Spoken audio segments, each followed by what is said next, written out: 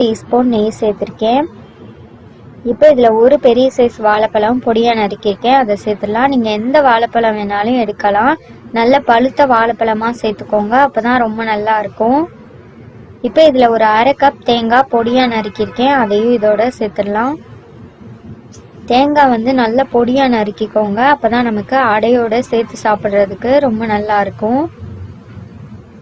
இப்போ இது ஒரு 2 நிமிஷம் நல்லா வதங்கினதுக்கப்புறம் இதில் கலருக்காக நான் ஒரு பிஞ்ச் போல் மஞ்சள் தூள் வந்து சேர்த்துருக்கேன். மஞ்சள் தூள் ரொம்ப சேர்க்க வேண்டாம், ஒரு பிஞ்ச் மட்டும் சேர்த்தா போதும். இப்போ இதில் 1/4 டீஸ்பூன் ஏலக்காய் பொடி, 1/4 டீஸ்பூன் உப்பு சேர்த்துருக்கேன். சேர்த்துட்டு இதை நல்லா கலந்துடலாம். இந்த வாழைப்பழம் வந்து ஒரு 2 நிமிஷம் நெய்யிலே வதக்குனா போதும், ரொம்ப நேரம் வதக்க தேவையில்லை. இப்போ இதில் 1/2 கப் தண்ணி சேர்த்திங்கன்னா கரெக்டாக இருக்கும். இப்போ நான் இதில் 1/2 கப் தண்ணி ஊற்றிருக்கேன். ஊற்றிட்டு இதை நல்லா கலந்துடலாம். இந்த தண்ணி வந்து நல்லா கொதிக்கும் போது தான் நம்ம வந்து நாட்டு சக்கரை வந்து சேர்க்கணும். இப்போ இதில் 3/4 கப் நாட்டு சக்கரை வந்து நான் சேர்த்துருக்கேன். நான் வந்து நாட்டு சக்கரை சேர்த்துருக்கிறதுனால இதில் வந்து அப்படியே சேர்த்துருக்கேன். நீங்கள் வெல்லம் சேர்க்குறதா இருந்தால் வெல்லத்தை வந்து நல்லா கெட்டியாக பாகு பண்ணிவிட்டு வடிகட்டி இதில் சேர்த்துக்கோங்க. இப்போ நாட்டு சக்கரை இதில் நல்லா கரைஞ்சதுக்கப்புறம் இதில் வந்து மாவு வந்து சேர்க்கணும். இப்போ தண்ணி நல்லா கொதித்ததும் ஸ்டவ் ஆஃப் பண்ணிவிட்டு இதில் வந்து 3/4 கப் அரிசி மாவு சேர்த்துருக்கேன். சேர்த்துட்டு இதில் 1/4 கப் ரவை வந்து சேர்க்கணும். 3/4 கப் அரிசி மாவுக்கு 1/4 கப் ரவை எடுத்திங்கன்னா கரெக்டாக இருக்கும். இப்போ இந்த தண்ணியிலேயே இந்த மாவு நல்லா வெந்து வரும். இப்போ இந்த அளவுக்கு லூஸாக இருக்கணும். இது வந்து ரொம்ப கெட்டியாக இருந்ததுன்னா உங்களுக்கு அடை வந்து ரொம்ப ஆடாக இருக்க மாதிரி இருக்கும், அதனால இந்த அளவுக்கு இருக்க மாதிரி பார்த்துக்கோங்க. இப்போ அடை மாவு வந்து ரெடியாக இருக்குது.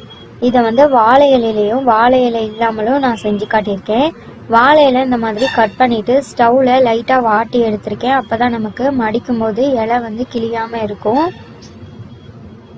இப்போ இந்த மாவை இந்த மாதிரி வச்சுட்டு இதை லைட்டாக அந்த மாதிரி மடக்கி விட்டாலே போதும், நமக்கு வந்து இதை வேக வைக்கும்போது வெளியே வராமல் இருக்கும். இதை ஒரு பிளேட்டில் மாற்றிடலாம். இப்போ இதே மாதிரி லைட்டாக அந்த மாதிரி மடித்து விட்டால் போதும், நமக்கு அடை மாவு வந்து ரெடி ஆகிட்டு. இப்போ வாழை இலை இல்லாதவங்களுக்காக நான் இந்த மாதிரி பட்டர் பேப்பரில் வந்து செஞ்சு காட்டியிருக்கேன்.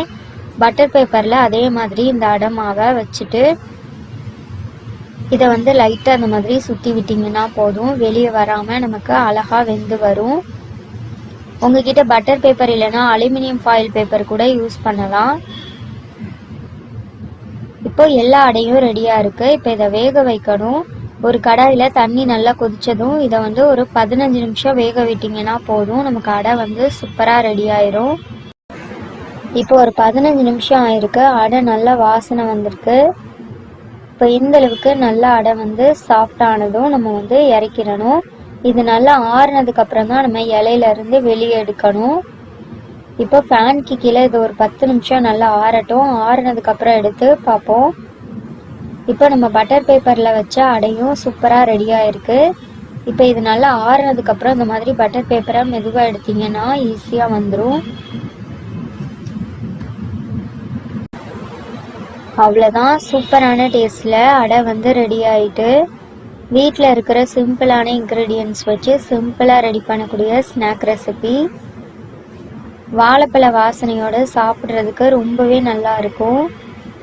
இப்போ இதே மாதிரி வாழை இலையில் செஞ்ச அடையும் சூப்பராக ரெடியாகி வந்திருக்கு. அவ்வளோதான், நான் இதை ஒரு பிளேட்டில் மாற்றிருக்கேன். நல்ல சாஃப்டாக இருக்கும் சாப்பிட்றதுக்கு. நம்ம இதில் வாழைப்பழமும் தேங்காயும் நெய்யில் வதக்கிட்டு சேர்த்ததுனால அதோட ஃப்ளேவரும் டேஸ்ட்டும் ரொம்ப நல்லா இருக்கும். இந்த சாஃப்டான ஹெல்தி ஸ்நாக் ரெசிபியை கண்டிப்பாக நீங்களும் வீட்டில் ட்ரை பண்ணி பார்த்துட்டு உங்களுக்கு எப்படி வந்ததுங்கிறத கமெண்ட் பாக்ஸில் கண்டிப்பாக சொல்லுங்கள். இந்த சாஃப்டான வாழைப்பழ அடை ரெசிபி உங்களுக்கு பிடிச்சிருந்ததுன்னா இந்த வீடியோவை மறக்காமல் உங்கள் ஃப்ரெண்ட்ஸ் அண்ட் ஃபேமிலியோட ஷேர் பண்ணிக்கோங்க.